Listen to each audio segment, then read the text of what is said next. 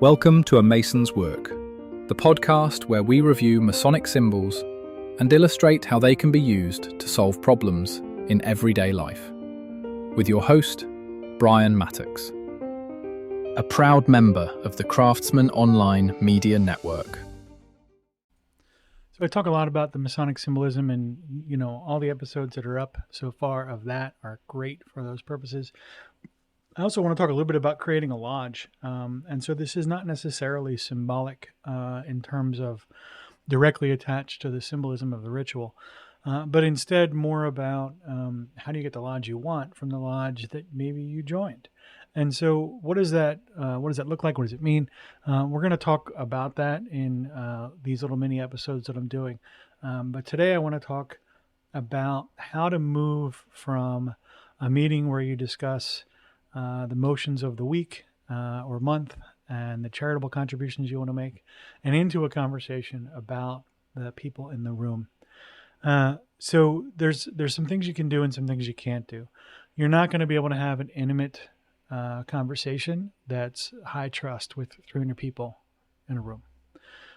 You're going to want to do that in a smaller lodge. Good news is it's not likely that you have that situation. If you're working out of your small home lodge, if you're like most of the lodges I've been to, you've got somewhere between 15 and 60 people in the room at any given stated meeting.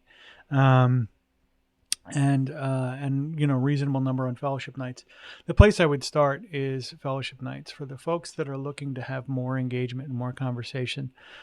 First things first, begin building rapport with the members of your lodge. What does rapport look like? It means, you should know their spouse name. You should know their name of their kids if they have kids, what their career is, what their interests are. Learn a little bit more about the members in the room, because when you want to start talking about Masonic symbolism and start talking about how to solve problems, you have to get to a baseline level of trust. You'll know that you have hit that when people feel comfortable sharing stuff that may be a little more personal. Like, oh yeah, I'm struggling with this medical condition, or, oh, I'm having a hard time with this situation in my work. When folks start volunteering that type of information, that indicates at some level that you've gotten to a point of trust where they feel comfortable doing so. As you begin building that rapport and building that trust, you can then start to go into conversations that may be more difficult or challenging, where you can talk to each other about stuff going on in your life, where you can talk to each other about what your Masonic goals and objectives are. Like I may have mentioned, I don't know if I've mentioned it on the podcast yet, but I mentioned it to a brother earlier in this year that I really wanted to get a grip on my 24-inch gauge. I really wanted to better show myself some care, the self-care conversation. And in order to do that, I needed to develop some discipline and some repeated behaviors. And that person from my lodge is regularly checking on me now. Like, hey, you said you wanted to do this. Are you doing it? And so it's working out really, really well.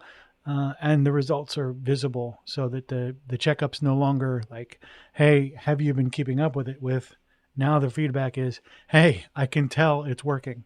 So as you go through and you start to build those relationships, you're going to find that you build a lodge in the process. And we'll talk more about that in future episodes, about how you can elevate the trust level in the room and what you can do on the receiving side of that trust as well. The views represented in this podcast are those of the speaker alone and are not representative of any grand or subordinate lodge.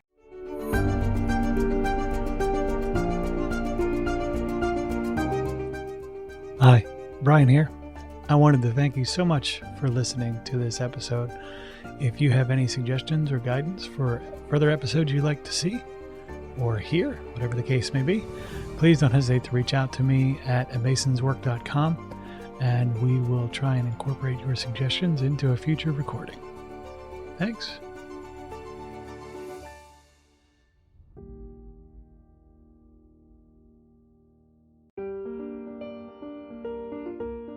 Freemasonry teaches us that the true work is within, a lifelong journey of reflection, discipline, and discovery. At A Mason's Work, we help Masons bring out their best selves through meaningful self-inquiry and symbolic practice. From personal reflection to lodge engagement, we offer tools that turn symbols into action. Visit us at amasonswork.com. The work is within. The time is now.